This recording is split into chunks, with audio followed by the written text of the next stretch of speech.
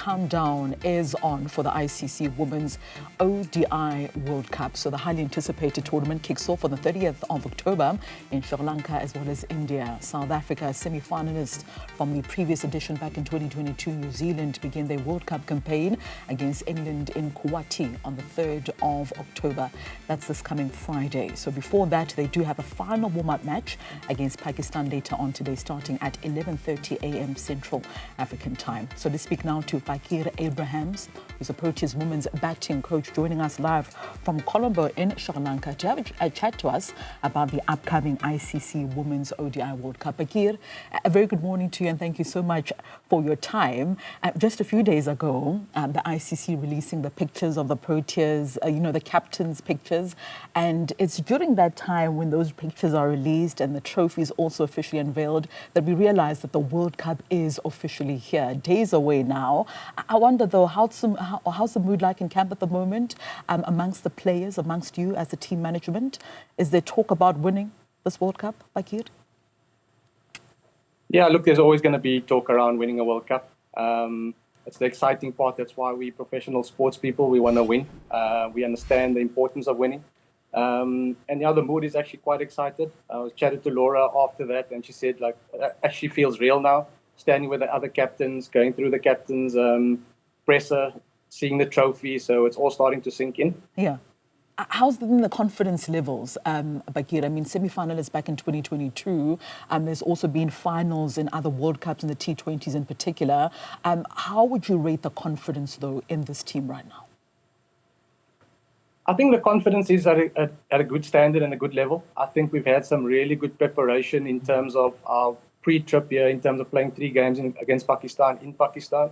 Obviously, our first warm-up game here was washed out. We only got 9 overs in, and I've got another opportunity just to sort of nail down our preparation and really just put a peg in the ground in terms of our confidence and where we want to go to as a team. Let's speak about those preparations. Obviously, a series wins against Pakistan and then ending 2-1. And we saw players like Laura Voffard, you've mentioned her as well, the captain of the team. There's also been Tamsin Brits, also Marazan Kamp, all of these players contributing immensely with the bat. What would your overall summation be of how the batting is at the moment in this Proteas side ahead of this World Cup? I think those 3 games presented 3 different types of sort of batting conditions for us. And I was just really thrilled to see the adaptation to a lot of the work that's been done in the last 15 months in terms of strategy, upskilling, and also just sort of our in-game management and how calm and composed the girls were. Obviously, we did have a bit of a blowout in the 3rd game, but that was actually a good thing in terms of the discussions that unfolded after that. And that is just leading to sort of the growth within the team, and also just keeping us a little bit more sort of eager and hunger for every game to understand the importance of rocking up, because that is actually World Cup cricket. You've got to rock up every game and try and put your best foot forward. And how do the players do that then? You spoke about the different conditions. Obviously, in those 3 different matches against Pakistan, we're expecting a World Cup where runs will be made at this World Cup. How do you then expect the players to sort of approach each game with the mindset of then ensuring that runs are made? Because it's quite difficult with the different conditions that the team has now been exposed to in Pakistan. How do you help them understand the importance of getting the runs in different conditions? I don't know if I'm making sense, yeah. Yeah, no, you are making sense. So again, obviously for us, it's really just about when we assess the conditions, what does it allow us to do? Because the conditions will always dictate the style of play for that day. Whether it's being really aggressive in the power play, whether it's maybe the ball swinging a little bit, maybe it's a little bit under, so it does a little bit more, maybe spin's going to be a factor later in the game. So after the assessment, really just putting some strategies together in terms of how we then set up our lineup and our approach to that innings. And then obviously just make sure that the right batters are walking in at the right time in terms of entry points and their skill sets, because they all got good skills and various skills. And that allows us to be a little bit more flexible. You know, I was reading a stat on the ICC Cricket World Cup just a few days ago, and I want to bring it to you, Baakier. It's quite fascinating. I mean, you speak about a lot of Wolfhard as well as the Tamsin Brids. They've consistently contributed with the bat for South Africa for the last couple of years or so. But the stat is this. So before the series against Pakistan, Tamsin as well as Laura have scored 1,271 runs in 24 innings at a staggering average of 52.95. Were you aware of this stat? Because that makes them one of the leading duo in ODI cricket.